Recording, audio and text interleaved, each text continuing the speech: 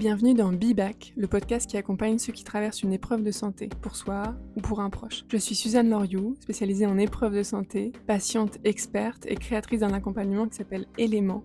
Pourquoi je fais ça? Parce que j'ai vécu une épreuve de santé enfant, une opération de la colonne vertébrale, et c'est ce vécu qui nourrit aujourd'hui mon engagement, transmettre tout ce que j'aurais aimé savoir à votre place, parce que la vérité c'est qu'une épreuve de santé, on n'y est jamais préparé et ça nous tombe dessus. Dans ce podcast, vous découvrirez des témoignages de résilience, de familles, de petits, de grands qui ont traversé ce chemin. Des partages d'outils concrets et de pratiques pour vous aider à surmonter les moments difficiles, les douleurs, les grandes peurs, et des formats d'interviews croisés avec des professionnels de santé pour multiplier les regards sur ce que nous vivons tous et pour lequel on n'est jamais vraiment préparé. Chaque épisode est une invitation à découvrir des ressources, des histoires et des conseils pour traverser cette période avec plus de confiance, de compréhension et de résilience. Et voilà, bonjour à tous, bienvenue Mylène pour ce dernier épisode de notre série des relations guérisseuses. Comment ça va? Je vais très bien, je suis très heureuse d'être là. Et toi? Oui. Bah ça va, écoute, je suis contente. En vrai, j'attendais, je me languissais de ce dernier épisode. Hmm. On parlait depuis le début de différentes relations, des relations avec l'équipe médicale, des relations avec son corps, etc. Aujourd'hui, on va vraiment parler de pourquoi la relation, pourquoi c'est important, comment est-ce que c'est... Enfin, qu'est-ce qui explique aussi que c'est important de être en relation, juste ça, que ça soit avec soi, avec les autres, aussi avec son système nerveux. Et je pense que ça, c'est un endroit où tu vas vraiment pouvoir nous éclairer, nous guider. Parce que je pense que quand on traverse une épreuve de santé, une épreuve dans la vie en général, mais encore plus dans son corps, je pense que quand la santé vacille, nos relations aussi, elles sont hyper challengées. Je pense qu'on peut Hmm. avoir même toutes les deux, ouais, deux expériences de ça, peut-être même Hmm. différentes, tu vois, mais je pense qu'on peut avoir une expérience assez singulière aussi sur ce qu'on a traversé nous personnellement. Hmm. Donc l'idée, c'est de revenir un peu sur ça, sur ouais, comment est-ce que une épreuve de santé, par exemple, ou une maladie, une pathologie peut venir fragiliser un peu certaines relations que tu peux avoir, et ô combien on guérit en relation. Ouais. Parce que ce qui est intéressant, c'est que la base, souvent, des maladies et des troubles et des problèmes psychologiques, c'est la relation aussi. Donc c'est ça où c'est hyper intéressant et effectivement, tu boucles en réparant en relation, en fait. Mhm, exactement. Et je pense que ça, on l'a pas, c'est pas un concept qu'on a toujours. En tout cas, moi, c'est pas un concept que j'avais quand j'avais les problématiques de santé, tu vois. C'est pas du tout ce Non. truc-là qu'on est allé chercher. Et je trouve que ça fait partie ouais, des endroits où on peut trouver des explications aussi sur ce qu'on vit, où on peut trouver des solutions, Hmm. du réconfort, Ouais, du euh, soutien. du soutien, exactement. On se refait ce petit dos à dos, ce dernier petit dos à dos. Bon, après, il y en aura plein d'autres Bon, je me peut-être. suis déjà installée, moi. Alors, je pense qu'un premier axe qu'on peut aller regarder, c'est justement quand on a une problématique, quand la santé isole. Tu vois ce que je veux dire? Est-ce que toi, si on revient un peu sur ce que toi t'as traversé dans ton expérience, dans ton histoire avec les troubles alimentaires, comment est-ce que tu vivais les relations avec les autres à ce moment-là?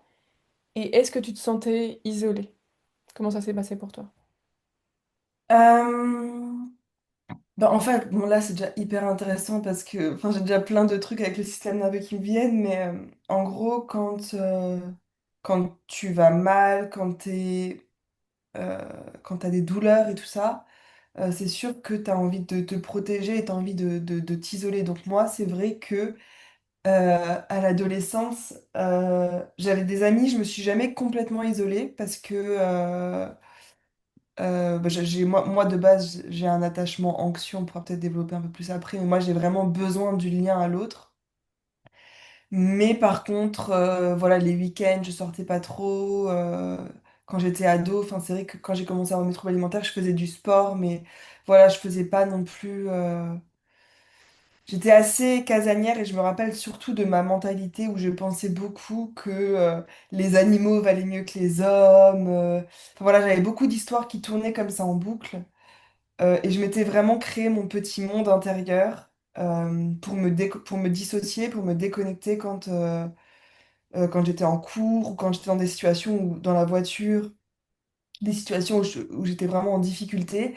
J'avais vraiment créé cet autre monde dans ma tête, vraiment avec des gens qui avaient des noms C'était vraiment mon soutien en fait. Donc voilà, mais c'est vrai que je pense pas que tout le monde l'a vu, que j'étais isolée, mais moi je me sentais très très seule en fait. Et ça c'est aussi quelque chose, je pense qu'on peut rappeler, c'est qu'on peut se sentir très seul en étant entouré. Ouais. Parce que si on n'est pas entendu, on est très seul en fait. Oui, et puis cette idée que justement, enfin, avoir besoin de se créer un autre monde, enfin, c'est vraiment typique aussi de ce genre de sentiment de, bah, en fait, je sens qu'il y a personne qui répond autour de moi, il y a personne qui capte, qui me comprend, qui arrive à me retrouver finalement là où j'en suis, moi. Que ça soit des amis du même âge, des parents, des grands-parents, enfin voilà, de la famille.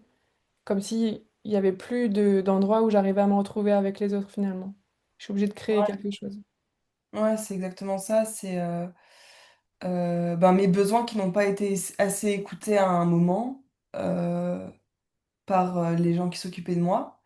Et du coup, en fait, j'ai plus envie d'essayer. Enfin, je peux plus partager quelque chose parce que j'ai trop peur qu'on me le donne pas. Donc, je préfère moi-même essayer de me créer tout ce qui peut m'apporter mon bien-être. Donc, ça va vraiment donner des pensées comme je vais me débrouiller par moi-même, je vais tout faire tout seul, j'ai besoin de personne de toute façon.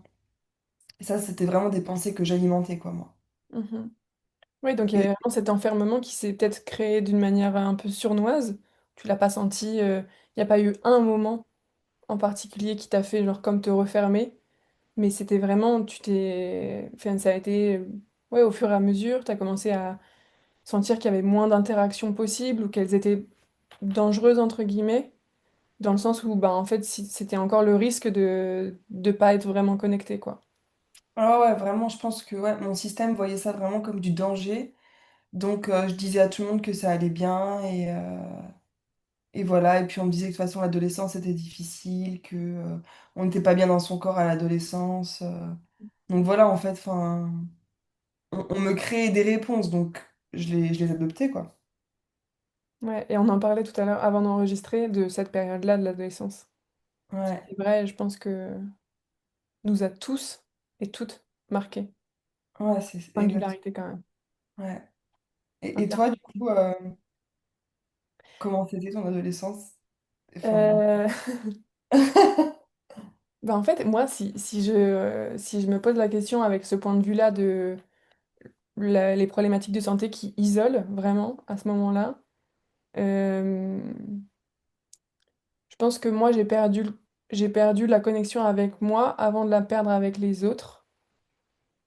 J'ai perdu avec mon corps vraiment, avec mes sensations, et ensuite, du coup, je me suis...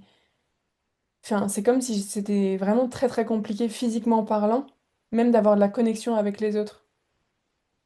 Sans parler créer des relations, etc., d'avoir des relations, mais juste dans la physique des choses, c'était difficile, notamment par rapport au corset, tu vois, genre, en fait, j'étais complètement enfermée dans mon bout de plastique, et du coup, tout ce qui était sensitif était complètement différent, donc on est quand même beaucoup dans notre corps quand on est dans nos jeunes années, je trouve, et en fait, c'est comme si j'avais plus la capacité d'interagir.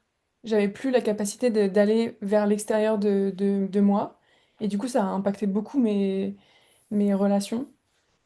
Euh, enfin, je faisais plus de câlins, par exemple. Et c'était devenu très inconfortable de faire des câlins, que ce soit avec mes proches ou avec des amis, etc. Enfin, ça peut paraître un peu anecdotique dit comme ça, mais en fait, ça forge toute une manière d'être en relation, en fait. Alors depuis, je me venge bien. Maintenant, je fais plein de câlins.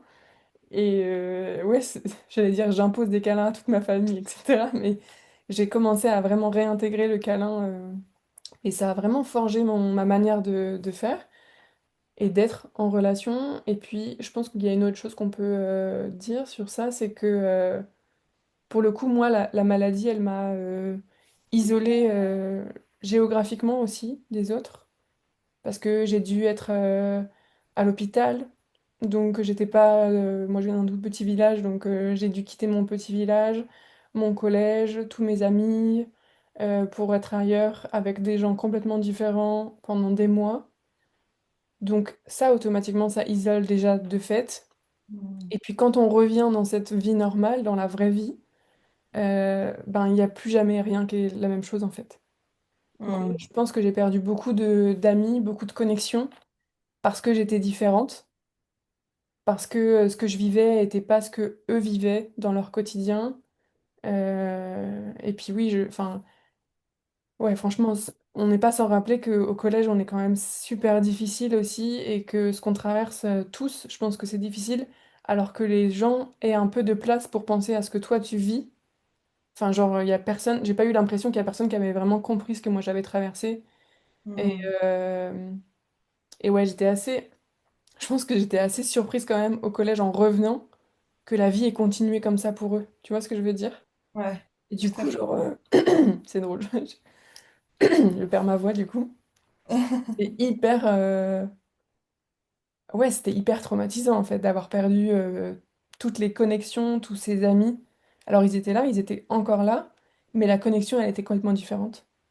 Il n'y a plus jamais eu d'ailleurs une connexion comme c'était avant, une connexion de d'enfant, j'allais dire. Ouais, ouais. Ouais, le jeu, un peu tout ce qui passe par le jeu Ouais. et la facilité des connexions, je trouve. Je vois Bah, tout et à puis fait. moi, physiquement, c'était même plus possible en fait. Genre, je tombais tout le temps dès qu'on faisait des trucs, genre j'allais dire des cache-cache et tout, mais tu sais, de sauter sur des trucs et tout. Genre, j'étais toujours celle qui se faisait mal en fait. Donc à un moment donné, vraiment, je pense que ça m'a... Ouais, je m'impliquais plus, moi, dans ces interactions-là en fait. Parce que je savais que, entre guillemets, soit ça allait mal finir, parce que j'allais plus arriver à gérer ben, le niveau de ce que les autres pouvaient faire et ce que moi je pouvais faire. Et puis je pense que j'avais peur de gêner à un moment donné, Mm. de ralentir un peu le mouvement, tu vois. Ouais, je vois tout à fait. Ouais. Est-ce que toi, c'est un truc qui te parle aussi, finalement, c'est pas, c'est, ouais, c'est du silence, de l'espace qui se crée entre toi et les gens, en fait. Ouais, mais je pense que c'est pas mal ce que tu as dit. Je pense que pour moi, ça a été pareil. Je pense que je me suis dissociée. Je pense qu'avant de se couper des gens, on se coupe de soi-même. Euh, Et quand je dis de soi-même, ça veut dire on ressent plus son corps. Ça veut dire que bah, justement, là, je disais mes pensées. C'est là, à ce moment-là, où j'ai commencé à être beaucoup dans ma tête et beaucoup à m'identifier à ces histoires-là, en fait. De je suis différente, de toute façon, on me comprend pas. Donc, je pense que je me suis d'abord dissociée de moi avant de me séparer des autres, quoi. Mais ça me parle bien, ouais. Ça me parle complètement, même. Et justement, ça me fait venir aussi à cette question que, enfin, toi, c'est vraiment ton expertise, l'endroit où j'ai l'impression, en tout cas depuis ces dernières années, avec lequel tu travailles le plus sur ce que tu as vécu et pour le futur, sur le rôle du système nerveux. Justement, comment est-ce qu'on arrive à avoir une lecture différente en ayant ces notions-là autour du système nerveux? En fait, qu'est-ce qui se passe quand on est face à une épreuve comme ça? Comment est-ce que on réagit? Comment est-ce que notre système nerveux réagit? Qu'est-ce qui explique en fait? Hmm. Alors concrètement, quand on a un danger, un danger c'est quelque chose qui est perçu ou réel, hein, c'est pas forcément un lion qui vient nous attaquer ou ça peut être voilà une sensation par exemple, de perdre de la connexion avec ses parents, ou d'avoir une douleur par exemple pour toi, tu vois. Donc il y a quelque chose qui vient nous attaquer, un danger donc réel ou perçu. Et là, la première réaction de notre système nerveux, donc qui régit tout notre corps, ça va être soit de se combattre, soit de fuir. Sauf que ben, dans nos deux cas, en fait, ben, moi, c'était beaucoup de... Je me sentais très très mal à l'école, je me sentais très très mal dans mon corps, j'ai eu des situations d'humiliation. Et en fait, c'est des situations où je n'ai pas pu bouger, comme toi d'ailleurs. On était enfermés, on était face à une situation et on n'a ni pu partir en courant, ni pu nous battre contre les gens. Donc en fait, ce qui se passe, c'est que le système nerveux est très très bien fait et le corps est très très bien fait. Du coup, comme c'est trop douloureux, en fait, là, on va se figer et c'est là où on va se dissocier. Donc là, on peut vraiment imaginer, par exemple, quand vous voyez un animal qui fait le mort, c'est vraiment, c'est vraiment la même chose pour nous qui nous arrive. Parce qu'en fait, si on peut ni se battre, ni fuir, en fait, c'est un danger de mort imminent. Si tu as un danger et qu'en fait tu restes face au danger, ben, vous pouvez vous imaginer que c'est comme si en fait ben, la mort allait nous arriver. Voilà, faut vraiment imaginer que quand c'est perçu, c'est vraiment la même chose. Donc ça veut dire que si vous vous imaginez que vous allez vous faire taper, par exemple, quand on a peur de quelque chose, c'est la même chose que si ça arrivait vraiment. Donc, et donc à ce moment-là, quand on peut ni fuir ni se battre, ben on se dissocie en fait. La dissociation, c'est vraiment une sortie de corps. Enfin, moi, je sais que j'avais l'impression, des fois, je touchais mon corps, mais j'avais l'impression que c'était pas mon corps. Enfin, c'est vraiment cette sensation de, où des fois, il y a des gens qui te disent, j'ai l'impression d'être dans une boîte, où j'ai l'impression, ouais, que je touchais mes jambes, j'avais l'impression que c'était pas mes jambes. Donc, c'était assez, ouais, j'ai vécu là-dedans pendant très longtemps, à titre personnel, jusqu'à mes 30, 29 ans, je pense. Et là, j'ai découvert le breathwork et à travers le breathwork, j'ai découvert le système nerveux. Et en fait, moi, ça m'apporte une lecture parce que les pensées suivent l'état. Donc, si j'ai des pensées où j'ai besoin d'être seule, c'est vraiment que j'ai cette énergie dorsale, cette énergie de dissociation qui est là, quoi. Donc, en fait, si on va bien, entre guillemets, c'est quand on est en ventral. Et dans cet état-là, la connexion aux autres est facile, la connexion à soi est facile, les connexions sont très faciles en règle générale, la nature, on a de l'intuition, on est créatif. Euh, donc quand je sais que je suis pas dans cet état de flow, je sais qu'il y a quelque chose qui se passe, pas que ce soit mal ou pas bien, parce que c'est toujours de la protection, hein. Je pense que ça faut vraiment toujours se le dire, que notre système il nous protège. Mais par contre, voilà, je me dis qu'il y a un état et qu'il y a peut-être que je vais devoir me soutenir pour me ramener jusqu'à l'état ventral, donc l'état de sécurité et de connexion. C'est intéressant ce que tu dis. Merci pour ces explications parce que et de le rappeler aussi qu'en effet, enfin, c'est de la protection. C'est vraiment le cerveau qui shut down quoi pour se protéger, pour faire en sorte que ben qu'on parce que sinon ça serait trop quoi, ça serait beaucoup trop à gérer. Je trouve ça hyper important de le redire aussi ce truc-là de en fait, vous allez ressentir des choses. Enfin, en fait, quand on est enfant, on ressent des choses, mais on n'a pas les mots forcément. Et je trouve que c'est beau de dire aussi que ensuite, tu peux venir en compréhension de ce qui s'est passé. Et oui, tu vas retrouver des sensations dans ton corps qui vont te rappeler telle période, telle période, telle période. Mais à ces endroits-là, tu auras les outils, tu auras la capacité finalement pour aller regarder les choses différemment.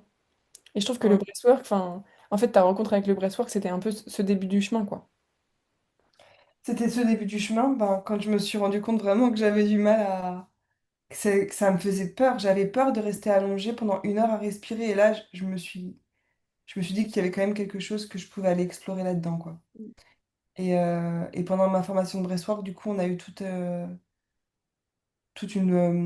un module sur le système nerveux. Et du coup, enfin voilà, le système nerveux, les traumas, et ça, je pense que c'est vraiment très important. De...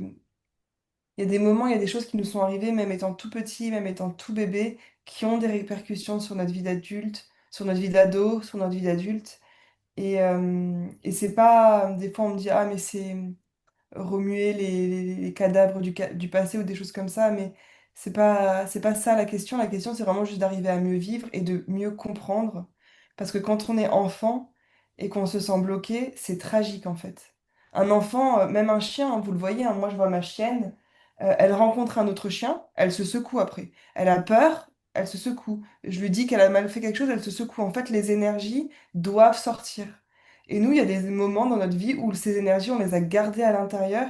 Donc, faut imaginer, hein, enfin, garder une énergie à l'intérieur, c'est pas anodin. Une énergie de vie, quand vous voyez, je sais pas, ce que font des mamans, par exemple, pour sauver leur bébé. Enfin, ça, faut vous imaginer que réprimer un truc comme ça, c'est énorme, quoi. Enfin, le corps, ça lui coûte vraiment beaucoup d'énergie et tout ce que vous avez réprimé, ça va vraiment donner envie à votre système nerveux, en fait, de se dissocier parce que c'est trop. Et étant petit, c'était trop. Euh, des fois, on oublie que les enfants, c'est des enfants et que à 3 ans, en fait, ben non, à 3 ans, on peut pas comprendre ce qu'un adulte de 50 ans ou de 30 ans comprend.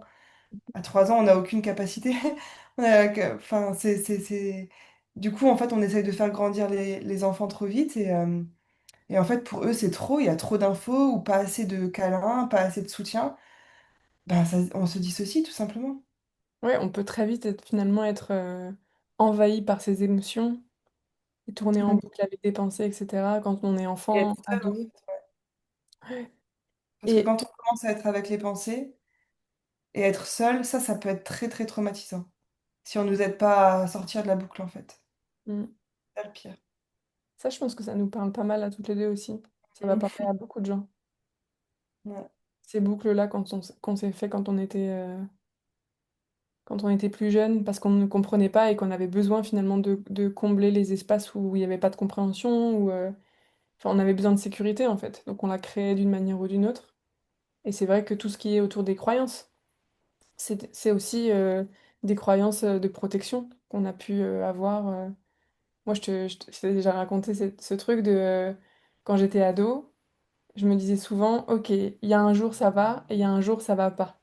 Et du coup, j'étais toujours dans cette boucle-là. Et je me souviens quand je rentrais de l'école, chaque jour à pied, je me disais, ok, aujourd'hui c'était une bonne journée, oh mince, demain ça va être horrible. Et quand les jours étaient pas bien, je me disais, ok, aujourd'hui c'était vraiment difficile, bon bah demain je vais avoir un peu de répit. Et en fait, je me suis vraiment construite là-dedans. Et c'est aussi parce qu'il n'y avait pas d'espace de... Enfin, il y avait une telle insécurité que j'ai dû combler, même par mes pensées en fait, par mes croyances fondamentales, ce qu'allait être ma vie, ce qu'allait être mon quotidien pour créer un peu de connu, quoi. Ouais, de cadré, finalement. Ouais. Ouais, parce que ça, on a vraiment besoin, le système nerveux aussi, il a vraiment besoin de savoir, surtout quand on est enfant. Les enfants, ils aiment bien savoir tout ce qui va se passer, et ça, c'est vraiment effectivement hyper important de... Ouais, qu'il y ait un cadre, en fait, exactement. Et les pensées peuvent aussi induire un état du système nerveux, quoi. Mais c'est Ça, ça ça... que je trouve intéressant, c'est qu'en fait, prêter attention au corps et prêter attention aux pensées, c'est deux mouvements hyper importants et qui coïncident quand on fait le travail sur le système nerveux. Parce qu'on se rend compte vraiment que tout est lié, et comme tu disais, les pensées précèdent l'état, ou... Non, l'état précède les pensées? Comment tu l'as tourné? Ouais, c'était ça. Mais les pensées peuvent aussi induire un état, tu vois. Mhm. En tout cas, ça fonctionne aussi, ou ça s'auto-alimente, quoi. Voilà. Mais c'est souvent que, en fait, là où je veux dire, c'est qu'on pense souvent du haut vers le bas, c'est-à-dire que c'est notre tête qui va contrôler notre corps, c'est notre tête qui va vraiment dire. Alors que si on arrive vraiment enfin, ouais, renverser les croyances et à se dire, en fait, non, je pars de mon corps pour comprendre des choses, c'est beaucoup plus intéressant parce que le corps, en fait, et ça, toi, tu connais aussi, parce que tu travailles aussi beaucoup avec le subconscient, mais le corps, c'est un peu le subconscient. Donc, c'est 80% et vraiment la tête, c'est 20%. Donc, ça va coûter beaucoup plus d'énergie d'essayer de faire changer quelque chose avec la tête que d'essayer de le ressentir par le corps. Mhm. Par contre, on est beaucoup moins habitué à faire ce travail-là parce que ben, nos parents, souvent, l'ont pas fait. Ils sont pas du tout là-dedans. Mais quand on arrive à être avec ces sensations, là, il y a beaucoup de choses qui se passent, ouais. Ce que tu dis derrière, c'est accepter de ressentir. Accepter de ressentir, mais il faut pas non... Enfin, comment dire ça? Moi, je sais que pendant longtemps, j'ai voulu faire ce travail seul. Et encore une fois, je vais vraiment rappeler que c'est pas un travail qui se fait seul. Parce que ressentir, il y a ressentir seul et il y a ressentir en relation. Et moi, là, en ce moment, je suis dans un gros process avec ma thérapeute aussi de ressentir certaines choses qui sont encore pour moi difficiles dans la relation et je m'autorise pas du tout dans la relation, par exemple, et je m'y autorise seule. Mais dans la relation, c'est très, très compliqué pour moi de m'y autoriser, quoi. Donc, euh, donc, je trouve que c'est vraiment hyper important de rappeler ça, que on est vraiment là. on est des êtres sociaux et que même dans ces moments où on a l'impression, ça veut pas dire qu'il faut pas prendre de temps pour soi seul, mais c'est juste, enfin voilà, il y a une demi-mesure à trouver entre je fais tout seul et je fais des choses seul pour moi une heure par jour et après voilà, j'ai facilité quand même à aller voir les autres, quoi. Mhm. Oui, je pense qu'on peut marcher sur son chemin et quand même demander de l'aide. Il n'y a rien qui est incompatible en fait. Non, pas du tout. Mm, exactement. Et je trouve ça beau de... Oui, tout l'aspect de guérir en relation, vraiment cette idée de... Mais justement, comment est-ce que toi, t'arriverais à expliquer? Comment est-ce que tu expliquerais, alors que ça soit à même des ados, tu vois, même si tu devais par exemple imaginer expliquer à la petite Mylène que t'étais, pourquoi c'est important, enfin, pourquoi c'est important de guérir en relation, pourquoi c'est important la relation, et comment est-ce qu'elle est importante, comment est-ce qu'elle peut te soutenir? Euh, déjà, vraiment, je vais me répéter, mais profondément, on n'est pas des êtres qui doivent vivre seuls. Enfin, je sais pas si tout le monde a vu le film Into the Wild, mais à la fin, vraiment, ces mots, c'est vraiment la vie mérite d'être partagée, quoi. Et, euh, et c'est pas que un truc de partager les bons moments ou voilà Enfin, c'est vraiment, en fait, fondamentalement, notre système nerveux, au niveau vraiment physiologique, n'est pas fait pour être seul, dans le sens où euh, on se régule les uns les autres. Moi, par exemple, je te partageais un petit peu, enfin, tu vois, avant, j'étais un peu down ce matin, voilà, je sentais que j'avais vraiment cette énergie de sympathique, mais je sais très bien que quand je partage avec les gens, euh, je sais qu'il y a cette régulation qui se fait avec de l'un à l'autre. Et en fait, ça, c'est vraiment hyper important d'en avoir conscience parce que c'est très guérisseur, en fait. De se dire, plutôt que de se dire, parce qu'en fait, les pensées, quand on est dans cet état-là, ça va être, je suis seule, je vais rester seule, je vais faire mes trucs seule. Alors que si tu fais un truc avec quelqu'un, ben, cette personne, elle va te remonter dans l'échelle polyvagale. Et ça va vraiment pouvoir te ramener à un état de sécurité à nouveau. Parce qu'en fait, le fait de vouloir être seul, c'est juste le fait qu'il y a trop d'insécurité à un moment donné. Et le fait de parler des fois juste avec quelqu'un, avec une amie, ou de faire un câlin à quelqu'un avec qui on se sent vraiment bien en sécurité, ça va vraiment pouvoir ramener, ça va vraiment ramener de la sécurité, ça va vraiment pouvoir changer notre journée en fait. Mhm. Et ça, je pense que c'est hyper important. Surtout les jours où on se lève du mauvais pied ou qu'on se sent vraiment pas bien. C'est vraiment ces jours-là où particulièrement euh, ça va être intéressant d'aller voir des gens, mais surtout des gens avec qui on se sent bien, hein, pas n'importe qui, ou des thérapeutes, ou vraiment des gens en qui on a confiance en fait. Le pouvoir de la co-régulation avec quelqu'un avec qui... Le pouvoir Moi, de je la crois très très fort en ce pouvoir du... Enfin, moi, je l'expérimente, là où je l'expérimente la manière la plus puissante, c'est vraiment les longs câlins, les longues Mm. étreintes, tu vois. Et je trouve que c'est impressionnant. Enfin, faites le test avec vos proches, etc. Enfin, voilà, avec... je pense... Je sais même pas si t'as testé avec Pomme, par exemple. Mais je suis sûre que ça fait à peu Moi, près la même chose. ma chienne, elle me régule beaucoup, ouais. Mais Ouais, après, c'est et aussi c'est être très bien. impressionnant dans le corps ce que ça fait, en fait. Le souffle Ouais. qui est plus long, la poitrine qui est plus relâchée, etc. On sent même, moi j'ai toujours les trapèzes qui sont très tendus, ça se relâche, enfin, c'est impressionnant dans le corps.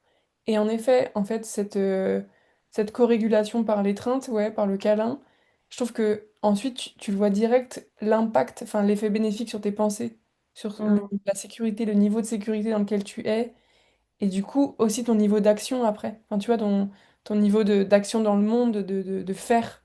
En fait, c'est vraiment l'être qui permet d'avoir un faire ensuite, quoi. Ouais, exactement. Et après, parce que moi, je sais que des fois, quand je suis dans ces états-là, j'ai pas trop envie de contact. Donc ça, c'est aussi OK. C'est aussi mettre ses limites. Donc pour les personnes qui vont écouter, si jamais ça vous arrive, des fois, juste discuter avec une amie, en fait. C'est vraiment, ça passe même si on est au téléphone. Ça, c'est ça qui est assez fou. C'est vraiment juste rentrer en contact assez long, pas 30 secondes. voilà, comme le câlin, il faut que ce soit quelque chose vraiment de voulu, mais vraiment si vous arrivez à rentrer à vous laisser juste même discuter avec quelqu'un, des fois même au supermarché, enfin voilà, vous pouvez trouver des ressources partout, la boulangère si vous n'avez pas, mais vraiment garder du lien, chercher du lien. Il y a des gens, des fois aller chez le coiffeur, il y a des gens vraiment ça, qui sont là pour aider à remettre du lien, quoi. Il y a des métiers un peu du lien comme ça. C'est hyper intéressant et effectivement, ce que tu disais, c'est vraiment l'invitation, ça va vraiment être d'essayer d'observer le plus ses sensations. Et plus on observe ses sensations, plus on se reconnecte et on crée du lien avec son système nerveux. Et là, vraiment, il y a des choses magiques après qui se passent, quoi. Mm. C'est drôle parce que ce que tu me dis, ça me fait penser à une chose.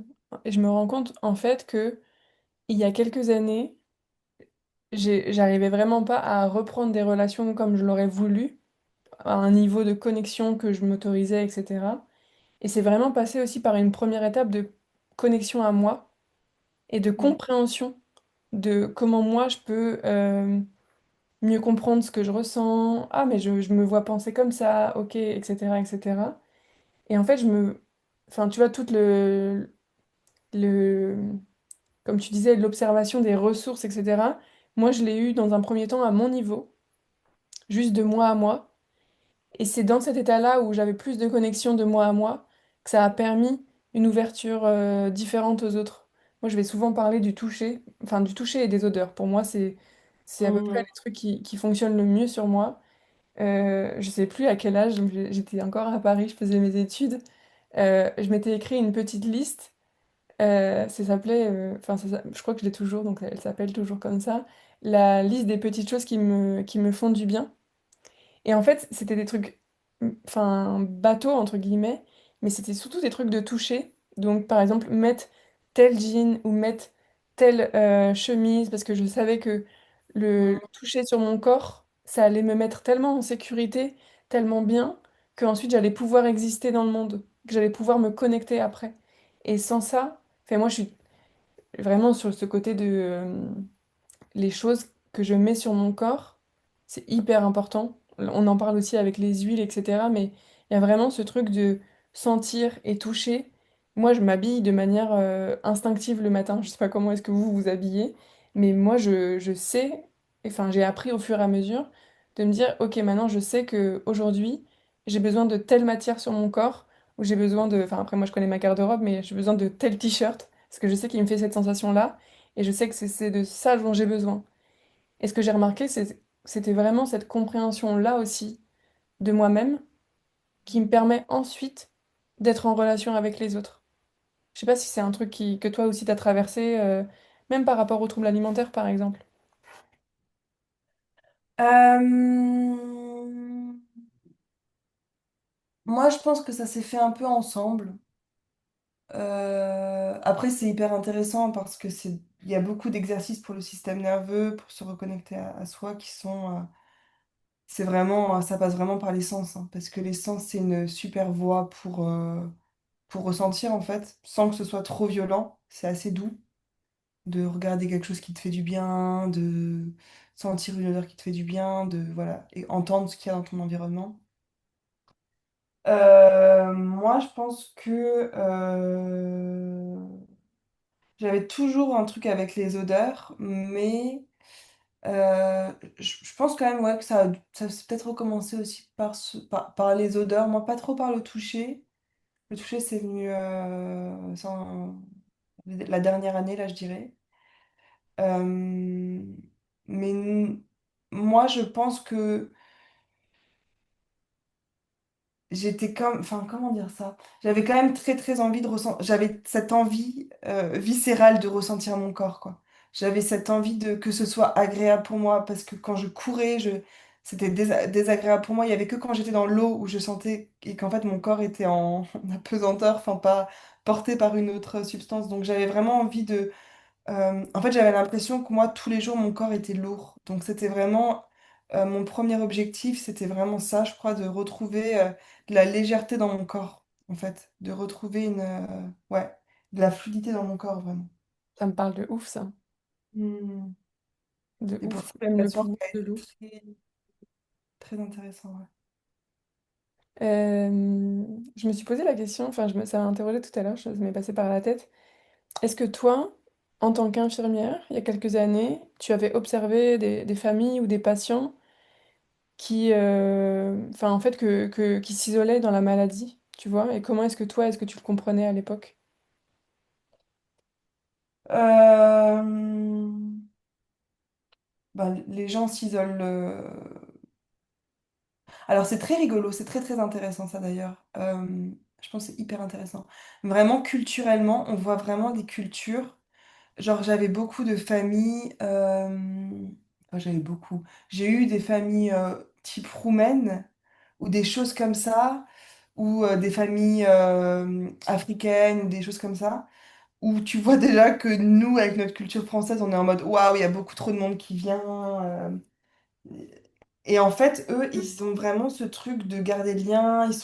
C'est très très intéressant. C'est très très intéressant, même dans leur façon de faire le deuil. Enfin, bon, ça n'a pas trop de lien, mais donc déjà, je voulais dire ça que je pense qu'on a un rapport en, en Europe, enfin ouais, même pas en France, je pense, parce que vraiment j'étais assez surprise par ces familles roumaines qui étaient vraiment, il y avait vraiment beaucoup de monde qui venait, quoi.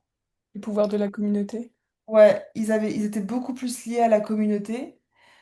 Et par contre, ben voilà, les personnes françaises, enfin voilà, même s'ils étaient, mais des gens qui avaient vécu longtemps en France, disons. Là, tu voyais quand même la différence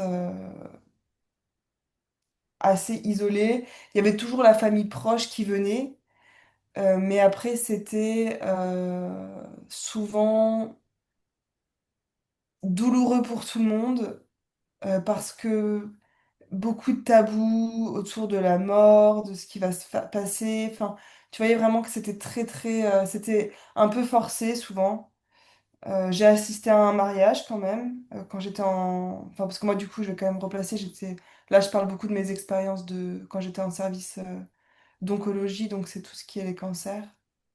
Donc là, il y a vraiment beaucoup... Mais là, le corps était vraiment très en souffrance, donc je pense que, enfin, voilà, en fait, tu essaies de mettre de la sécurité comme tu peux aussi. Mais je pense aussi que l'hôpital isole aussi de par sa configuration et la façon dont ça a été pensé en fait. Tu vois, même nous, on disait à chaque fois pas trop de monde dans les chambres, faut pas qu'il y ait trop de visites. Enfin, il y avait beaucoup, beaucoup, beaucoup de règles. Et je pense qu'il y a des gens que ça... Il y a des gens à qui ça faisait peur aussi l'hôpital. Beaucoup de familles à qui ça faisait peur de venir, qui avaient peur de l'hôpital. Donc, je pense qu'il y a beaucoup de trucs entremêlés à cet endroit-là, mais qui effectivement créent quand même beaucoup d'isolement. Et, euh, et par contre, j'ai vu beaucoup de gens partir seuls. Ça, c'était aussi assez... qui attendaient d'être seuls vraiment pour... Mm. Donc ça, je sais pas, ça peut aussi questionner, je trouve. Il y a un peu de Euh, pudeur même là-dedans, j'ai l'impression. ouais, ouais, Ah, ça me parle bien ça. J'essaie d'analyser comment est-ce que moi je me suis comportée. Tu vois ce que je veux dire? Comment est-ce que... ouais, Parce que moi j'ai fait plusieurs séjours à l'hôpital du coup. Alors je comprends enfin, ce que tu dis sur le cadre, l'organisation hospitalière en tant que telle. En effet, elle cadre tellement la personne qu'elle isole, de fait. Elle protège, j'ai envie de dire, mais elle isole. ouais, Et moi je pense qu'il y a eu une solitude que j'ai subie au moment où, quand j'étais plus jeune et que j'avais mon plâtre, là, quand je suis allée à l'hôpital pendant quelques mois. Parce que j'avais eu très très peu de visites. euh, Parce qu'en fait, c'était long, quoi. Et les gens sont pas forcément venus. C'était des mois et des mois. J'avais l'impression que, en fait, j'étais complètement sortie de la vraie vie et que les gens juste m'avaient oubliée. Et, euh, et je pense que alors sur le coup, je l'ai pas forcément conscientisé comme étant un énorme traumatisme, même si je m'étais dit, waouh, ça fait mal quand même. Et là où tu vois que ça a eu une répercussion sur moi, peut-être un peu plus que ce que je pensais, c'est que quand j'ai eu toutes les questions autour de l'opération, pour le coup, donc là, il ne s'agissait pas d'une hospitalisation de long terme, mais c'était une opération qui était à grand risque, etc., etc. Et là, pour le coup, comme je pense que j'avais peur de souffrir de l'isolement, j'ai créé de l'isolement. Hmm. C'est-à-dire que déjà, ça a été pour moi une décision qui a été... je suis vraiment passée par les étapes du deuil de l'ancienne Suzanne qui allait pas se faire opérer. Donc j'étais vraiment genre dans le déni de non, c'est impossible que je me fasse opérer, etc. C'est pas possible, etc. Jusqu'à l'acceptation et finalement à la décision que j'ai prise de le faire. Et je devais me faire opérer le plus rapidement possible. Sinon, il y avait des risques pour la colonne, donc des risques de paraplégie. Et, euh, et en fait, ce que je me rends compte, c'est que tout au long des mois qu'il a fallu attendre, je pense qu'il y a eu à peu près 7-8 mois entre le moment où on m'a parlé de l'opération et le moment où je me suis fait opérer, ben, j'ai fait table rase de toute ma vie. Toute ma vie. Hmm. J'avais j'avais un petit ami, j'ai arrêté la relation, et voilà, j'ai coupé court à des relations d'amitié aussi. Enfin, en fait, j'ai fait vraiment table rase de tout ce qui se passait. Je pense pour me protéger moi dans un sens de pas être déçue, et dans un autre sens, parce que je pensais sincèrement que, enfin, il y avait vraiment une grande partie de moi qui pensait que j'allais pas pouvoir m'en sortir. Et du coup, je voulais pas non plus, enfin, je voulais, j'allais dire, je voulais sauvegarder, mais je voulais ouais, je voulais protéger les autres, donc je me disais, bon, bah, je pars maintenant, et puis Hmm. comme ça, ben, si ça se passe mal, ben, au moins ils auront pas, tu vois, genre, perdu leur copine en même temps que... Enfin, tu vois, genre, vraiment, ça aurait fait un double coup, quoi. J'avais vraiment besoin de me retrouver toute seule enfin, avant de vivre ça, et pour vivre ça. En tout cas, j'ai l'impression. Et je pense que c'était quelque chose qui m'a beaucoup protégée, dans le sens où, en fait, j'ai tellement senti qu'autour de moi, il n'y avait pas de pilier, il n'y avait C'est pas ça. de personne sur qui je pouvais me reposer, que en fait, je me suis dit, genre, il vaut mieux que je le vive comme un tunnel et que je sois que moi avec moi-même, en fait.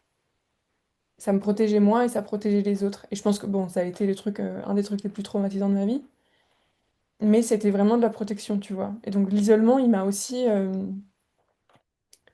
Enfin, il a été choisi, en tout cas, à cet endroit-là, je l'ai choisi. J'ai vraiment... je me souviens que j'avais conscientisé tout. Je savais qu'il y avait la fête. Je me souviens que c'est drôle parce que c'est cool, les souvenirs reviennent en même temps. Je me souviens de m'être dit, ok, il y a cette fête-là à l'internat, ça va se passer genre 2-3 mois avant mon opération. Ok, donc à ce moment-là, je vais faire telle annonce, telle annonce, telle annonce. Et ensuite, quand les mois auront passé, les semaines auront passé, je pourrai aussi arrêter cette relation, arrêter ça. Et en fait, moi, j'ai dit au revoir à plein de choses pendant 10 mois avant de me faire opérer, comme si j'allais partir de cette vie, quoi. Et donc, en fait, ouais, je sais pas, c'était ma manière de le vivre en tout cas. C'est la manière que j'ai trouvée Non, pour non, le... mais c'est hyper intéressant parce que ça, c'est vraiment expliquer tellement bien le système nerveux. C'est vraiment, tu dis, tu as choisi ta solitude, mais en fait, et oui, c'est de la protection. Donc, tu l'as choisi, mais tu l'as choisi par dépit. Tu vois ce que je veux dire? Si quelqu'un était venu et t'avait dit, écoute, tu vas pas rester seul parce que tout va bien aller. Tu vois, si quelqu'un avait réussi à trouver de la sécurité, parce que là, en fait, tu t'es fait un plan sur, vraiment, ça me fait vraiment penser au plan d'épargne, quoi. Genre sur 10 mois, tous les mois, je tège une personne. Petit à petit, ça va le faire. En fait, ça va être moins dur. Enfin, c'est fou, vraiment. Moi, je trouve, enfin, c'est impressionnant comme c'est brillant. Enfin, moi, je trouve que c'est tellement brillant le système nerveux. Quand tu vois ça, ce que ça t'amène à faire, c'est fou. Mais oui, je pense qu'il faut se dire que c'est toujours un choix, mais par contre, c'est un choix vers le bas. Parce qu'il y a toujours un meilleur choix. C'est-à-dire, dans la relation, ça sera toujours le meilleur choix. Après, il n'est pas toujours accessible et c'est bien que tu le répètes, que c'est de la protection. Donc, faut pas se blâmer, quoi. Ça, c'est vraiment très, très important. Mais par contre, si on arrive... Enfin, maintenant, il y a quand même beaucoup de thérapies, de coaching qui existent euh, pour ne plus vivre tout ça dans la solitude, en fait. Parce que c'est encore, ça traumatise encore par-dessus, quoi. Complètement.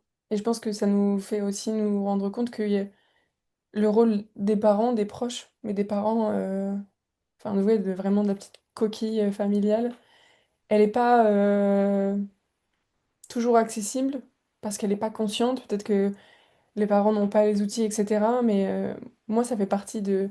Enfin, tu vois, un des choix que j'ai fait quand j'ai commencé à accompagner, notamment les enfants qui se faisaient opérer du dos comme moi, ça a été vraiment de penser les choses en famille et d'avoir aussi des temps avec les parents. Parce qu'en fait, il y a aussi cette, j'allais dire inconscience, mais enfin, tu vois, c'est vraiment ce truc de, ben, je sens que j'arrive pas à... Je sais pas comment agir, je sais pas quoi faire, je sais pas quoi ressentir, je sais pas comment aider, comme j'ai pas les outils, quoi, en fait. Alors que les parents, ils ont un rôle, enfin, Il y a il y a un gros manque d'être présent. d'éducation, effectivement, de la part des parents. Enfin, les parents eux-mêmes, enfin, souvent, enfin, en tout cas mes parents et des gens autour de moi que je vois n'ont pas eu cette éducation.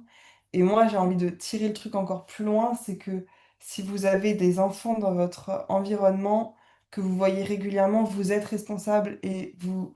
Enfin, maintenant, je pense qu'au bout d'un moment, c'est en tant qu'adulte prendre la responsabilité de je m'éduque là-dessus parce que c'est important, en fait. euh, pour les sociétés, enfin pour la vie à venir, en fait, pour les enfants, pour comment tout va se développer. Les enfants, c'est ce qui bâtissent, c'est le futur, en fait, à chaque fois. Donc, on est vraiment là pour prendre soin des enfants. Et ça, je m'en rends de plus en plus compte. Là, par exemple, en février, je vais vraiment aller aider une amie qui va avoir un bébé. Enfin, c'est vraiment hyper important parce que dans les premiers mois, dans les premières années, il y a tellement de choses qui se passent. Et je pense vraiment que c'est... ouais, qu'on prenne tous la responsabilité de se former pour un monde meilleur, en fait. Même si nous, on veut pas d'enfants, c'est une chose, mais si, voilà, votre sœur, votre ami, si des gens ont des enfants autour de vous, vraiment, éduquez-vous là-dessus, éduquez vos amis, enfin, c'est vraiment, parlez-en, en fait. Euh, Pas que d'autres enfants se retrouvent seuls, enfin, moi, c'est vraiment, je trouve que c'est hyper important et je trouve ça hyper bien, toi, dans ton travail, ce que tu fais, c'est vraiment retisser des liens, retisser de la sécurité dans la famille. Parce que ça, c'est. Enfin, vraiment, la communauté, Mm. c'est tout ce qu'on a. Enfin, voilà. Et si vous n'avez pas de famille, voilà, vous trouvez des amis, inscrivez-vous dans des groupes. Enfin, vraiment, c'est vraiment se créer sa communauté si on veut pas. Si on est plus proche de sa famille, c'est Ouais, tellement. et moi, ce que j'ai expérimenté, moi, je pense que tout est renégociable en termes de relations. Alors, on peut tous avoir un avis sur ça, mais en tout cas, moi, au fur et à mesure des années, ma foi a plus que grandi, et pourtant, je sors d'une enfance qui est vraiment pas des plus linéaires, des plus lisses. Mais ce que je remarque, c'est que le fait d'avoir des relations avec des tierces personnes, des gens que je connaissais pas forcément, comme tu dis, l'accompagnement, moi ça fait des années que enfin, j'ai toujours été suivie par une psy, des coachs, etc. Et en fait, je me suis rendu compte que c'était ce passage-là avec des gens que je ne connaissais pas, qui sont devenus vraiment des lumières dans ma vie, qui m'ont permis de trouver finalement mon chemin, en tout cas de marcher sur mon vrai chemin. Et c'est grâce à ces relations-là que j'ai choisi, qui étaient pas là avant que je naisse, etc., qui n'étaient pas de fait, qui n'étaient pas naturelles, entre guillemets, que j'ai pu retisser ensuite des liens avec ma famille. Enfin, moi, je le dis à beaucoup de gens à qui je parle aujourd'hui, enfin, dans mon présent, la relation que j'ai notamment avec ma maman, mais même avec mes grands-parents en ce moment, est juste, enfin, quand je vois de là où on vient, quand je vois comment est-ce que ça se passait, je peux vous assurer qu'on renégocie beaucoup de choses dans notre vie. Et je trouve ça hyper puissant de se dire, il y a toujours, il y aura toujours des marges de manœuvre, il y aura toujours des choses qui seront possibles. Bien sûr que les gens de notre famille ne sont pas les mêmes que nous et je crois que c'est pas nécessaire que ça soit le cas. Mais en fait, c'est tellement beau ensuite de retrouver des liens, de recréer des liens, Ouais, comme tu disais, c'est vraiment du tissage hein, pour moi. C'est vraiment de tous les jours, du quotidien, des petites choses à faire. Des fois, ça passe par la connexion en présence. Des fois, ça passe par aussi de la distance pour laisser de la place, pour laisser se faire les choses tout doucement. Et je trouve ça beau de se dire que, waouh, j'allais dire, la vie, ça marche. Mais ça, c'est ma phrase, quoi, genre, la vie, ça marche. Et pourtant, Dieu sait que c'est pas facile, mais ça marche. Ouais. Ça marche. Après, après si vous n'arrivez pas à retisser des liens avec, enfin voilà, comme nous avec, enfin moi mes parents c'est pareil, toi ta maman, tes grands-parents, parce qu'il faut aussi que l'autre ait envie de faire le pas, bien entendu, parce que c'est ça la relation, mais euh, mais voilà, se dire effectivement la vie ça marche et il y a d'autres, on peut toujours connecter, il y a toujours quelqu'un pour connecter. Vous n'êtes pas le seul aimant qui n'a pas Oui, de pôle qui est d'opposabilité. attractif, quoi. Ouais, vous avez forcément une personne, il y a forcément. Donc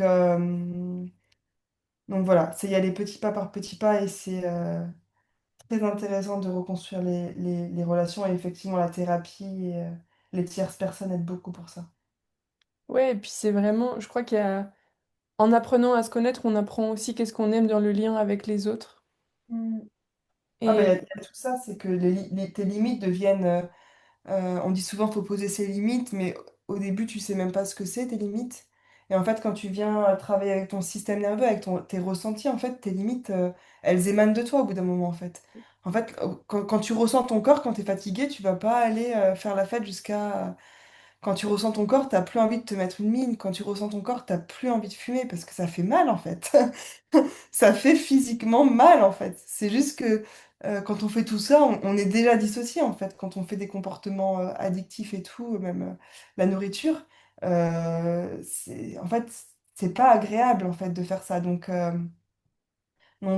quand on est connecté à son corps, tes limites, elles se mettent tout seul. Hein. Il y a pas besoin d'aller faire des exercices mentaux de qu'est-ce que j'aime, qu'est-ce que j'aime pas, ça vient vraiment à toi tout seul. Même les gens, ça on en a déjà beaucoup parlé avec toi, tu m'as dit que tu as vraiment eu ça aussi, vraiment une montée d'instinct, quoi. Il y a des gens, tu te dis non, c'est pas possible en fait, je sens que là ça bloque en fait.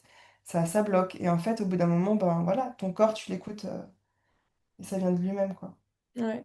Il y a ce truc, au début, moi, c'était un gros sujet de savoir poser ses limites, même de comprendre le concept, enfin, à quoi ça sert, quoi. Qu'est-ce que c'est une limite, c'est quoi l'idée derrière, etc. Il y a un truc, au début, je me disais, mais en fait, c'est la meilleure manière de se retrouver seul, ce truc. Et en fait, je pense qu'il y a un truc qui m'a beaucoup apaisée sur sur ce sujet-là, c'était de se dire, poser ses limites, c'est pas faire partir les gens de sa vie, c'est permettre aussi aux bonnes personnes de pouvoir rester, en fait. Parce que sans ça, on construit des choses qui sont pas pérennes, qui sont pas viables, en fait, pour nous et pour l'autre.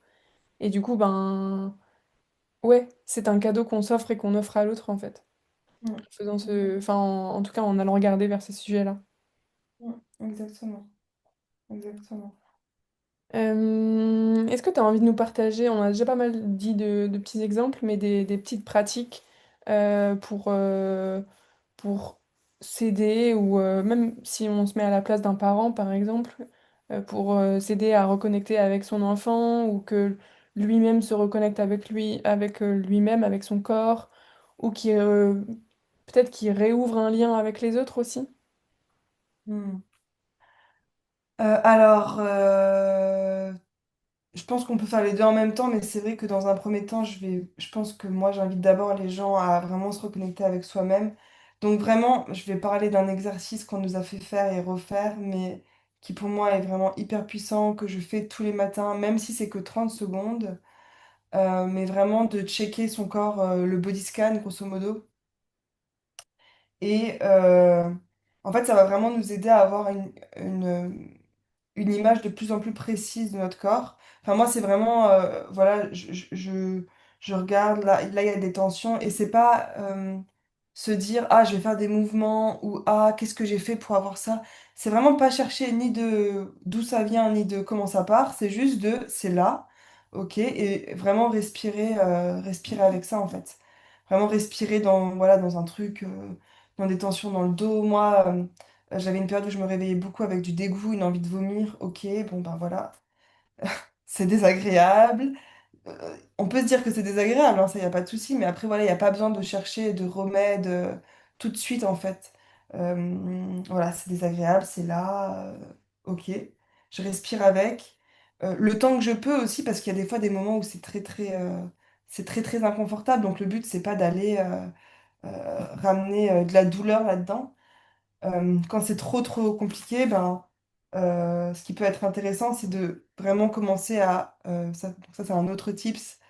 Ça, je pense qu'en tant que parent, ça peut être hyper intéressant à trouver avec ses enfants. Ça peut être un peu comme un jeu, quoi, de comprendre ses ressources, le principe même de ressources, qu'elles soient intérieures, c'est-à-dire penser à un lieu qui nous fait du bien, se connecter à la lune, toucher les arbres, les huiles essentielles qui, toi et moi, nous servent beaucoup, la respiration, juste se toucher le corps. Enfin, il y a vraiment... En fait, avec les enfants, ce qui est fou, c'est que euh, s'ils sont pas encore dissociés, on va dire, eux, les solutions, ils les ont déjà toutes, et c'est très facile pour eux, en fait, de s'y connecter. C'est vraiment... En fait, vous avez juste à les observer et à rentrer dans leur jeu. Voilà, le matin, il a pas envie de s'habiller, il fait le lion, faites le lion avec. Enfin, voilà, vraiment observer. Il saute sur le canapé, au lieu de crier et de dire quelque chose, sauter 5 minutes avec lui sur le canapé, il est juste en train de décharger quelque chose ou laisser le faire. Enfin voilà, vraiment, ça va vraiment être... euh, en fait, vraiment, je pense que c'est vraiment aménager notre vie au niveau temps.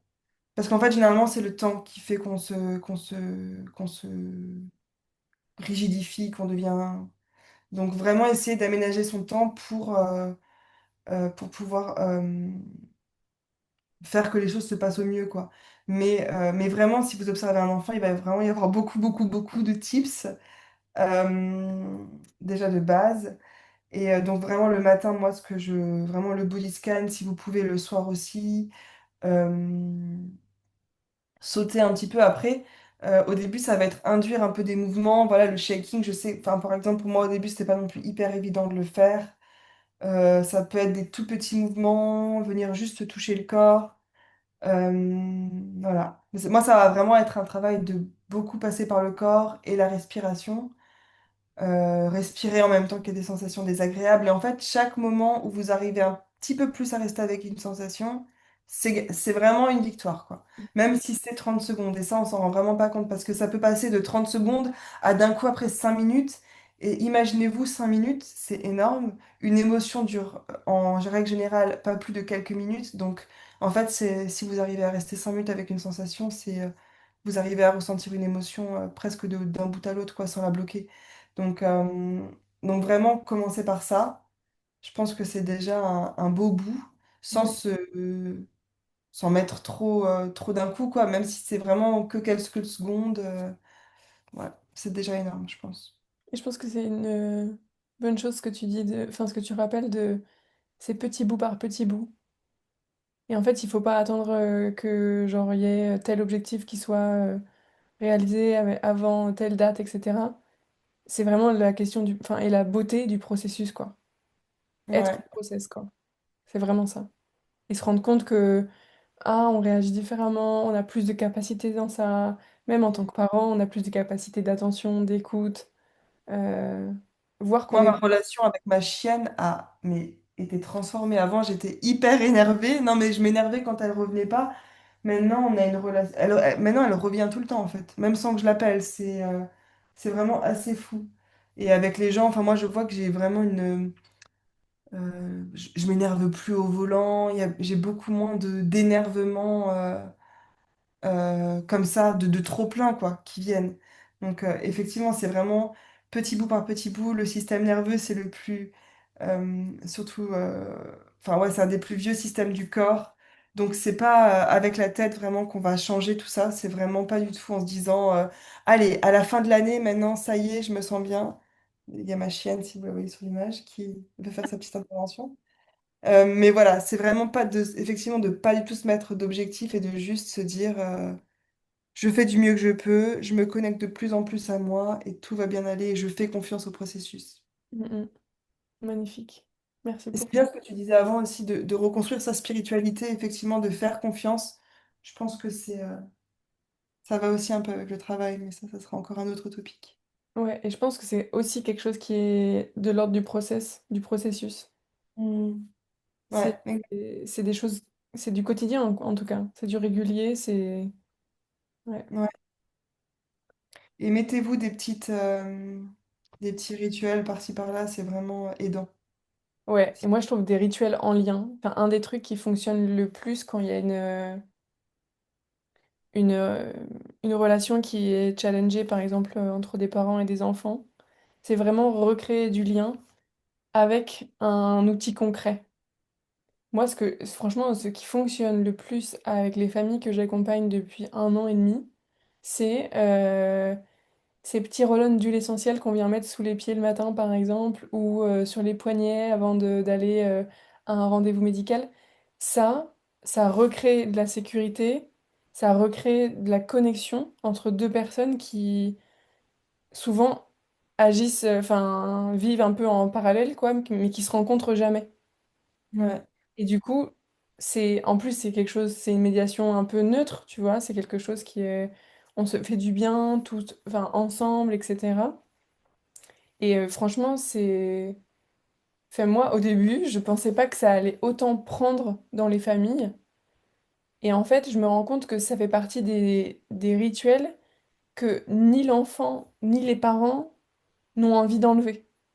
ouais, ouais. C'est des Mais petites choses c'est vrai simples que qui ont le un toucher, grand pouvoir, en fait. le toucher, c'est vraiment hyper important. C'est le premier sens qu'on a et c'est le dernier qui part. Exactement. Et c'est le J'ai toucher de soi à soi, de le toucher de soi à l'autre. Enfin, il y a vraiment plusieurs choses qui se passent. touché avec quelqu'un d'autre est très très puissant aussi, hein. Mais Mm. ouais, ouais, très très. Donc ouais, vraiment, ritualisez-vous, ne vous retenez pas en train de faire pipi, bâillez à grande bouche. Non mais vraiment, c'est des choses, en fait, on a tellement de règles dans la société qu'on vraiment on s'autorise plus à faire grand-chose. Et en fait, tout ça, genre je vais faire pipi une fois que j'ai... Oui, ça va pas, toi? Je vais faire pipi quand j'aurai fini ma to-do list ou... Non, non, on fait pipi dès qu'on sent qu'on a besoin de faire pipi, vraiment réécouter son corps au maximum. Et plus vous l'écoutez, plus il va vous donner de signes. Ça va Ouais. être Bah, encore une fois, c'est une relation avec son corps, hein. Donc c'est de la confiance qu'il faut créer au fur et à mesure. exactement recréer du lien avec son corps. Est-ce que s'il y avait vraiment quelque chose d'important que tu aimerais que les gens qui nous écoutent connaissent ou enfin voilà, ça serait quoi? Euh, Vraiment, ça serait ne restez pas seul.